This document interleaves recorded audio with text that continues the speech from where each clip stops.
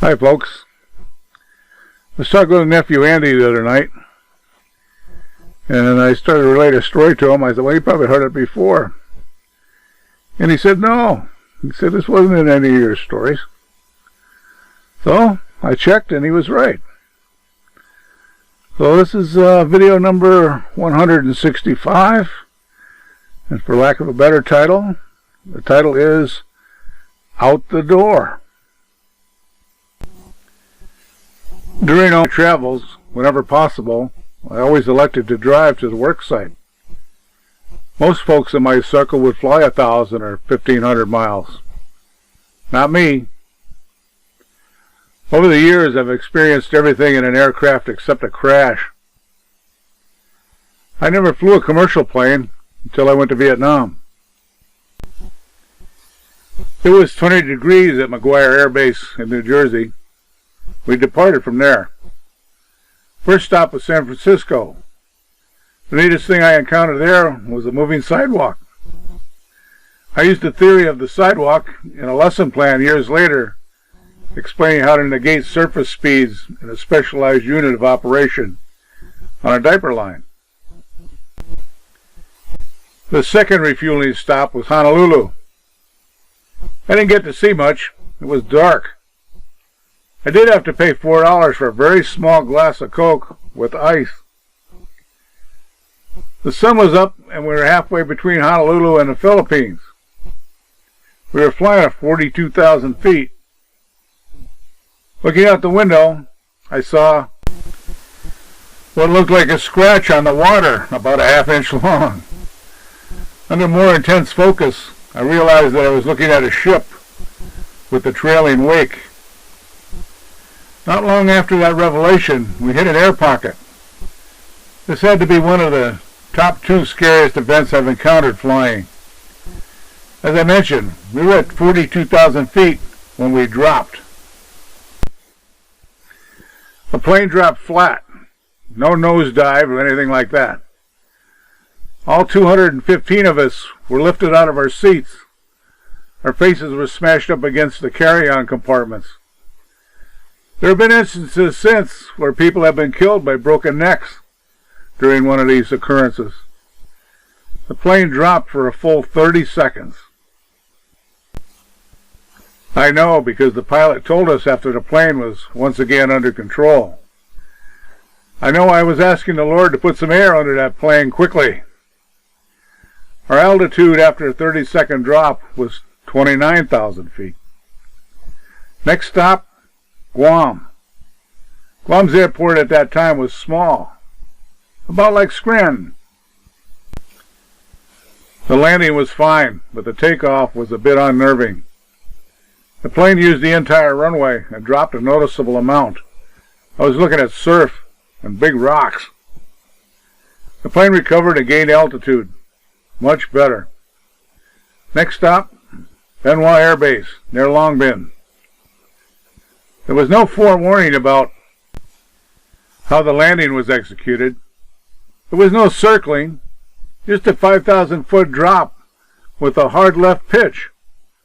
Of course, I was on the left side and got to see the ground rushing up at me really fast. We leveled and landed. I guess that was a combat landing. Each time we landed, it was warmer and warmer. 70 in San Francisco, 80 in Honolulu. It was 90 plus in Guam.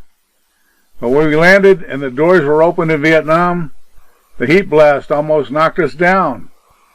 It was 120. That took a couple weeks to get used to. When I came home on emergency leave, the plane went to Japan and then to Anchorage, Alaska. That airport is on a plateau surrounded by mountains on 3 sides and a drop-off to the ocean. When we landed, I figured the drop was 400 to 500 feet. Since the airport was surrounded by mountains, I figured we would take off like at Guam, right off the end, drop a little, and recover. I was wrong. We taxied to the cliff end of the runway, turned around, and took off into the mountain.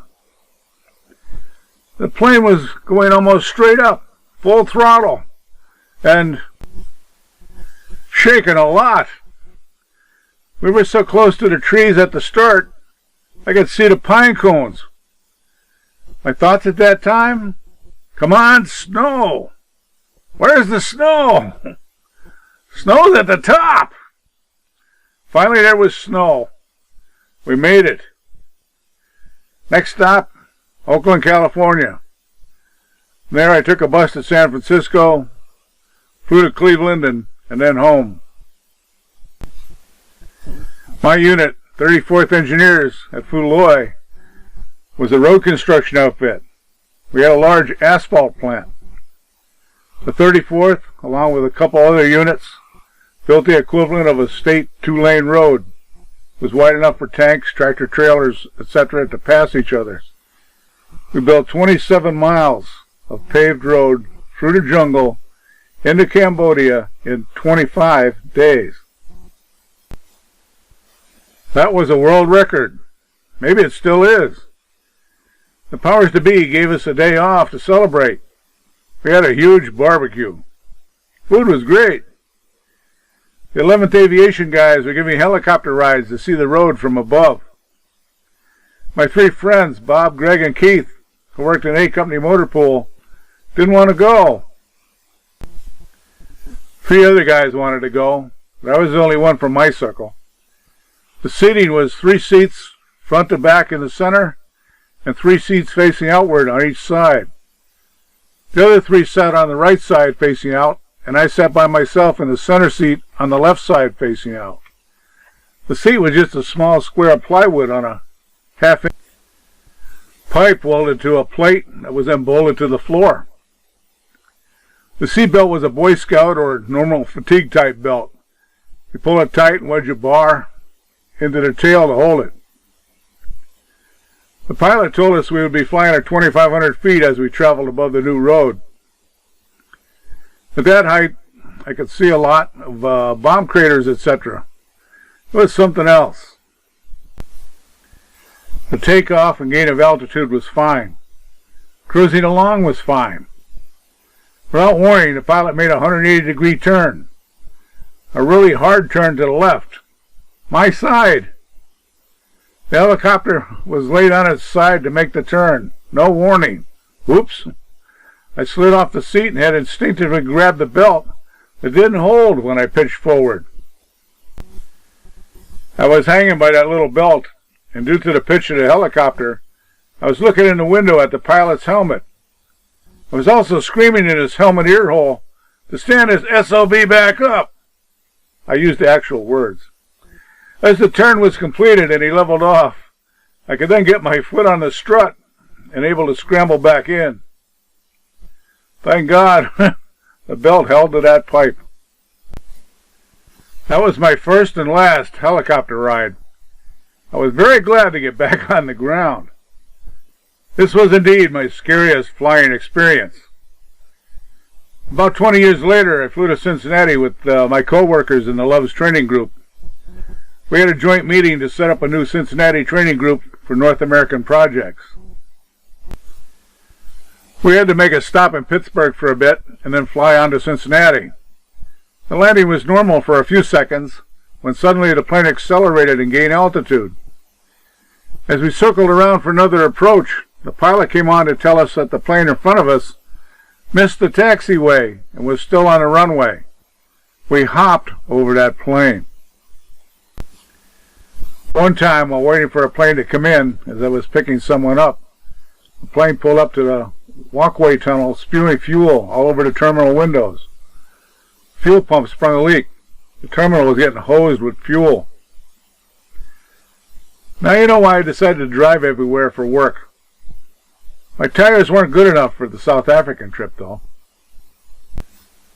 If you want to know more about my South Africa trip, it was video number 34. The title is Johannesburg. And this concludes this story titled Out the Door.